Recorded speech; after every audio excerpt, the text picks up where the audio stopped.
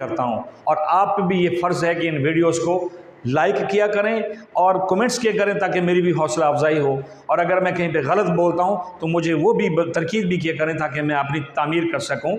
मामला ये है, वो कहता है, शायर कहता है, मैं जो वहाँ से शुरू करूँ जहाँ पे तूने ख़त्म किया था, मैं जो वहाँ से शुरू करूँ जहाँ पे तूने ख़त्म किया था, खुदा की कसम तू तड़प उठे, तेरे चेहरे पे आलम ख़याल हो। ख़याल करें कि आज हम किस माशरे में रह रहे हैं। हम उस माशरे में रह रहे हैं जिसको टेक्नोलॉजी का दौर कहते हैं, जिसको जिद्दत का दौर कहते हैं, जिसको तरक्की का दौर कहते हैं। इस वक्त हम तरक्की के ज़ीने तय कर रहे हैं। हमारा मुल्क भी अल्हम्दुलिल्लाह अल्हम्दुलिल्लाह हर तरह के पोटेंशल से माला माल है। हमारे लोग बड़े ज़ीरक हैं, बहुत जानदार लोग हैं। अल्लाह ने हमारे इस खित्ते को, हमारे मुल्क को न सिर्फ जोग्राफियाई लिहाज से बड़ी जो है वो एक अहमियत दी है, बल्कि हमारे जो ये दिमाग हैं ये बड़ा काम करते हैं। हमारी आवाम में इतना पोटेंशल है कि अगर इसको दिन रात भी इस्तेमाल किया जाए, किसी भी मौजू पे इस्तेमाल किया जाए, तो ये कहीं पे भी किसी भी तरक्की याफ्ता कौम, जिद्दत पसंद कौम से हम लोग आगे हैं। हम बहादुर हैं, हम ईमानदार हैं। हमारा ईमान है कि हम मुसलमान हैं और ईमान जो है, इस्लाम जो है वो दर्स देता है दूसरों की खिदमत का, दूसरों के लिए आसानियाँ पैदा करने का, दूसरों के लिए वो तरीके अपनाने का जिससे वो खुश हों। और वो जब खुश होते हैं तो अल्लाह भी खुश होता है। लेकिन मुझे शर्म आती है। मैं आज भी आपको छोटी सी एक मिसाल देता हूँ। यहाँ पे डिस्ट्रिक्ट शोखपुरा में इस वक्त मेरा ऑफिस है और यहाँ पे तकरीबन मेरी जो मालूमात है 2600 के करीब छोटी बड़ी फैक्ट्रियाँ और कारखाने हैं। 2600 के करीब। किसी एक फैक्ट्री में चले जाएं, किसी भी एक फैक्ट्री में चले जाएं, वो फैक्ट्री ऑनर, उसकी इंतज़ामिया अपने मुलाजमीन के लिए हर तरह की कोशिश करती हैं कि सहूलतें हों, वाशरूम्स हों, उनके बैठने की जगह हो, उनको कैंटीन पे अच्छा खाना मिलता हो, सस्ता खाना मिलता हो। ठीक है, उनके भी मामलात हैं, बहुत सारे चोर भी हैं फैक्ट्रियों वाले, लेकिन उनके वहाँ पे अंदर सेटअप जो है वो इतना ज़्यादा अच्छा नहीं, तो कम से कम इतना अच्छा है कि वहाँ पे जो काम करने वाले हैं उनको वाशरूम की सहूलत मौजूद होती है। वहाँ पे उनको लाइनों में लग के अपनी तनख्वाह नहीं लेना पड़ती हैं। वहाँ पे उनको बैठने के लिए जगह मिलती है, खाने के लिए अंदर कैंटीनें बनी हुई होती हैं। लेकिन करते वो क्या है कि एक फैक्ट्री वाला अगर 2-4 करोड़ रुपया कमाता है उन मज़दूरों से, तो उन मज़दूरों पे कुछ ना कुछ लगाता भी है। हमारे पास ऐसे डिपार्टमेंट हैं, ऐसे वो सफ़ेद हाथी पड़े हुए हैं जो साल से पाकिस्तान बनने से लेके आज तक कमा रहे हैं, लेकिन वो अपने क्लाइंट्स पे नहीं लगाते। मैंने इससे पहले एक वीडियो जो है, एक प्रोग्राम किया है नादरा, उस पर सुई गैस पे किया है। आज का मेरी ये जो अभी की जो मेरी वीडियो है वो अस्पतालों के हवाले से। अस्पताल हमारे लिए वो जगह है जहाँ पे हम अपने प्यारों को लेके जाते हैं कि अगर वो बीमार होते हैं, हम जाते हैं कि हमें अंदर से मसीहा मिलेगा, हमारे दुख दर्द का इलाज करेगा। अच्छे सूटेड बूटेड वहाँ पे अमला होता है, डॉक्टर्स होते हैं, पढ़े लिखे लोग होते हैं, लेकिन वो लोग इस चीज़ पर तवज्जो नहीं देते। कोई मिनिस्टर इस चीज़ पर तवज्जो नहीं देता कि जो लोग कहीं पे ओपीडी का, आप किसी भी अस्पताल में जाके देखें, ये हाल है कि लोग लाइनों में खड़े होते हैं पर्चियाँ बनवाने के लिए, उनके पास बैठने की जगह नहीं है, धूप में खड़े होंगे। कई जगहों पे तो वहाँ पे साया भी नहीं है, प्रॉपर नीचे फर्श भी नहीं है, गंदी जगह होती है, कीचड़ होता है बारिश होके हटे, लेकिन वो लोग लाइनों में, हमारी माएँ बहनें, हमारे अज़्वाकार लाइनों में लगे हुए होते हैं पर्ची के इंतज़ार में कि हमारी पर्ची बने, हम डॉक्टर के पास जाएं। वहाँ डॉक्टर के पास जाएं, वहाँ पे एक और नया जो है ना वो मामला चल रहा होता है कि वहाँ पे रश होता है, बाहर एक गार्ड खड़ा होता है, यानी एक सिक्योरिटी वाला खड़ा होगा, वो अंदर आने देगा अपनी मर्ज़ी से। वहाँ पे भी अंदर फिर एक लफ्ज़ आजकल चलता है प्रोटोकॉल। ये जैसे अभी मरियम नवाज़ साहबा का जो है वो मैं देख रहा था, एक क्लिप देख रहा था कि वो लंदन में अकेली गाड़ी में बैठ के जा रही हैं और यहाँ पे उनका प्रोटोकॉल ये था कि मेरा ख्याल है रोज़ाना का 30-40 लाख रुपए तो उसके सिर्फ प्रोटोकॉल पे लग जाता होगा, जिस शिद्दत से उसको प्रोटोकॉल दिया गया है। लेकिन हुआ क्या है कि वो जो हमारी माएँ बहनें, चूँकि वो हमारी माएँ बहनें हैं ना, वो आम माशरे में रहने वाली औरतें हैं, वो आम लोगों की बीवियाँ हैं, आम लोगों की बहनें हैं, आम लोगों के मज़दूरों की बेटियाँ हैं, वो उनको लाइनों में लगना पड़ता है और जहाँ पे जहाज़ उड़ता है जाके इंग्लैंड में जाके ज़ुकाम का इलाज कराया जाता है। कैसा कहर है, कैसा कहर है ये। अल्लाह का कहर नाजिल इसलिए नहीं हो रहा कि हम कलमा गो हैं शायद, वरना जितनी नाइंसाफ़ी हमारे माशरे में है, अल्लाह का कहर नाजिल हो सकता है हम पे। मैं बात कर रहा था उन लाइनों की, जब वो डॉक्टर के पास जाते हैं, वहाँ पे अपनी पर्ची दिखाते हैं, वहाँ पे एक सरसरी सा जो है वो डॉक्टर जो है उनका मुआयना करता है और मेडिसिन लिख देता है, चलो जी। लेकिन उसके अंदर प्रोटोकॉल चल रहा होता है। मुझे कोई शर्म नहीं आती है, मैं भी सहाफ़ी हूँ, हमारे सहाफ़ियों का प्रोटोकॉल आ रहा होता है। वो जो अंदर जाता है वो पहले अपने मरीज़ के लिए पर्ची भी वहाँ पे उसको लाइन में नहीं बनवाना पड़ती है। बड़े बड़े लोग जो हैं, बड़े बड़े वहाँ पे टाउट बैठे हुए हैं, बहुत सारे अस्पतालों में टाउट काम कर रहे हैं, मुख्तलिफ सियासी जमातों के लोग काम कर रहे हैं वहाँ पे। वो जाते हैं, डायरेक्ट पर्ची बनवाई, कोई लाइन नहीं, कोई कुछ नहीं, पर्ची बनवाई, डॉक्टर के पास भी गए, वहाँ पे भी उनको ना को रोकने वाला है, और डॉक्टर साहब भी फटाफट उनके मरीज़ को चेक करते हैं। क्या ये नाइंसाफ़ी नहीं है?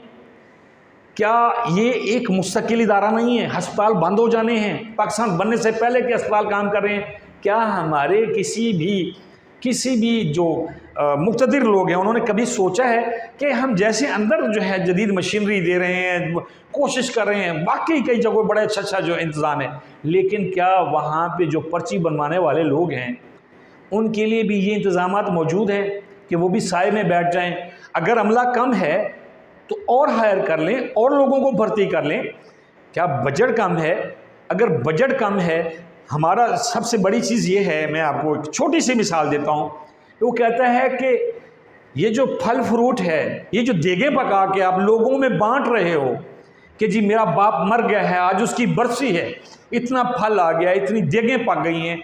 अगर आपने बाप को मरने से पहले वो फल खिलाया होता, वो अच्छे खाने दिए होते, तो शायद उसकी रूह को सुकून होता, उसकी दुआएं मिलती आपको। लेकिन मरने के बाद आप दुनियादारी रख रहे हो कि लोग कहेंगे कि आज फलां साहब जो हैं उनके बाप की बरसी है, उस पर चावल देगचे में पके हैं, देग में नहीं पके हैं।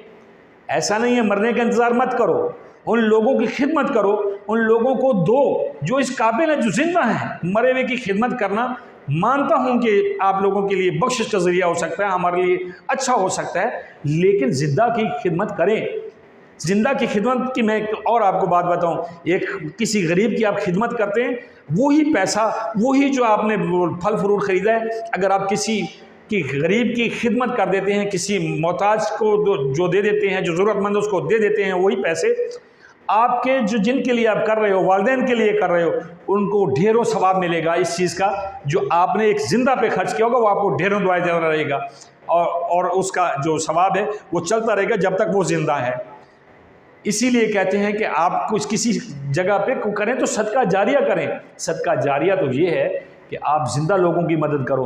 क्या अस्पताल में पर्ची बनाने वाले लोग जो बनवाने के लिए जाते हैं, उनके मरीज स्ट्रेचर पे पड़ा होता है। कई लोगों को मैंने देखा है कि वो बेचारे खड़े नहीं हो सकते, फर्श पे लेट जाते हैं। उनके जो अजीज़ व अक़ारिब वो पर्ची बनवाने के चक्कर में लगे होते हैं, पर्ची बनेगी तो हम चेक करवाएंगे। क्यों?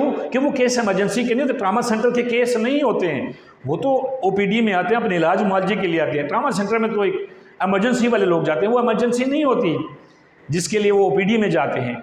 लेकिन ओपीडी में कोई किसी किस्म का कोई उनको सहूलत नहीं मिलती है। क्या आपने अस्पताल बंद कर देने हैं? क्या आप लोगों की नस्लें आगे नहीं चलनी हैं? अभी कहा जा रहा था, आज से 6 महीने पहले तक मैं लोगों की बातें सुनता था, 22 करोड़ आवाम, 22 करोड़ आवाम, अब कहते हैं 22 करोड़, शायद 25 करोड़। अगर यही ग्रोथ है, ये इसी तरह बढ़ रहे हैं, तो यकीन करें हमारी ज़रूरियात भी बढ़ रही हैं। हमें अस्पतालों को भी वसी करना है, हमें हर चीज़ को बड़ा करना है। लेकिन हमारे यहाँ सबसे बड़ी चीज़ यह है कि हम मुस्तक़बिल के लिए नहीं सोचते हैं। हम कहते हैं डंग टपाओ, रात गुजारो, सुबह देखी जाएगी, वो हमारा निज़ाम चल रहा है। हमें चाहिए कि हम अस्पतालों में अच्छी सी जो ओपीडी के लिए जो बनवाने के लिए जो पर्चियाँ बनवाने के लिए जाते हैं, जो उनको अच्छी जगह दें, अच्छा अमला वहाँ पे बाखलाक अमला बिठाएं, प्रोटोकॉल वाला निज़ाम ख़त्म करें, और कम से कम उनको जो ज़रूरत के मुताबिक है उस वहाँ पे जाने वाले लोगों को खड़े होने के लिए, बैठने के लिए जगह दें। उनके लिए वाशरूम्स हों, वहाँ पे कोई एक अच्छी अलग सी जगह बन जाए कि वहाँ से आपने पर्ची बनवानी है। अगर आप वाशरूम्स की बात करें तो भी अल्लाह मालिक है, तौबा इस्तग़फ़ार जो उनकी हालत होती है। मैं कभी किसी अस्पताल का खुफिया विज़िट करके आपको दिखाऊंगा कि अस्पतालों में जो वाशरूम्स हैं उनका क्या हाल होता है, और वहाँ पे जो लोग हैं वो किस तरह ज़लील व ख्वार होते हैं। लेकिन इस वीडियो के रस्ते आपका ये बहैसियत इंसान फ़र्ज़ बनता है, इस वीडियो को शेयर करें, लाइक करें, और आगे अपने ग्रुप्स में अपने अज़ीज़ व अक़ारिब को भेजें। कि हमें अस्पतालों में जाके अमन महसूस हो, हमें अस्पताल में जाके आधी सेहत मिल जाए जब हम वहाँ का इंतज़ाम देके, ना कि हम वहाँ पर्ची में खड़े, एक बंदा तो पहले स्ट्रेचर पे जो है वो बीमार पड़ा हुआ है और दूसरा पर्ची के लिए खड़े हो के वैसे ही कमर दर्द का शिकार हो जाए। ऐसा नहीं है। हमें चाहिए कि हम इन सारी चीज़ों को देखें। क्या जो लोग हमारे जो पॉलिसी साज हैं वो इंसान नहीं है, वो पढ़े लिखे नहीं हैं, वो इन चीज़ों को नहीं देखते हैं। लेकिन मसला और है ना, मसला ये है कि मियाँ मोहम्मद नवाज़ शरीफ की बेटी मरियम नवाज़ वो इलाज मुआलजे के लिए बाहर जाएं, उनके वालिद मोहतरम बाहर जाएं इलाज के लिए। क्यों? वो उन्होंने हमारा पैसा खाया हुआ है। लोग कहते हैं हमारा पैसा खाया हुआ है, मैं कहता हूँ हमारा पैसा खाया हुआ है। हमारे पैसों से वो लोग बने हुए हैं, उनका इलाज बाहर होता है क्योंकि उनके पास पैसा है, उनके पास जदीद सहूलतें मैसर हैं, उनके पास अख्तियारात हैं। एक लम्हे में जहाज़ तैयार हो जाता है। जरदारी साहब के लिए बाहर से माले जा जाते हैं। कौन है यहाँ पे जिसको, ये जो भी बड़े लोग हैं उनको कौन सी सहूलत मैसर नहीं है? मैसर नहीं है तो अगर वो शरीफ खोता रेड़ी वाला हो, उसकी बेटी मरियम हो, ठीक है, वो किसी टूटे फूटे घर में रहती हो, उसको कोई सहूलत मैसर नहीं है क्योंकि वो मियाँ नवाज़ शरीफ की बेटी है और वो नवाज़ शरीफ जो है वो खोता रेडी वाला है, उसकी बेटी में बड़ा फ़र्क है। वो मरियम जो चली गई है कैप्टन सफदर की बीवी, उसमें, और एक मरियम जो सफदर तरखान की बीवी है, उसमें बड़ा फ़र्क है। जिस दिन हमने ये फ़र्क मिटा दिया, यकीन करें हमारा मुल्क जन्नत नज़ीर मुल्क दुनिया के माथे पे झूमर बन के उठेगा और हम वो कौम बन जाएंगे जिसकी लोग मिसाल देंगे। लेकिन नहीं, हमारे जो इक़्तिदार में बैठे हुए लोग हैं, जो बड़े लोग हैं, उनकी घटिया सोच है। वोट मांगो लेकिन उनको दो कुछ नहीं, वोट की इज़्ज़त मांगो लेकिन उसकी बेइज्जती करो। ये है आजकल चल रहा।